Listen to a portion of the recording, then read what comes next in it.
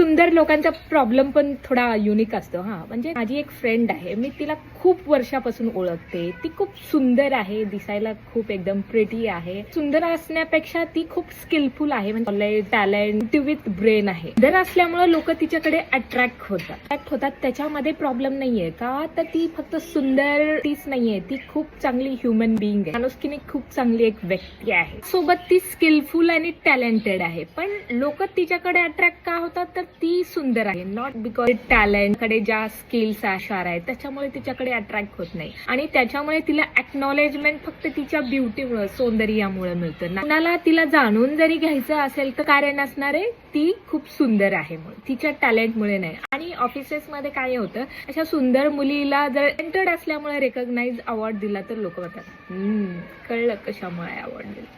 Pretty privilege म्हणून तर आपण ऐकलं आहे, पण प्रिटी नॉट प्रिव्हिलेज, त्यामध्ये हे आहे.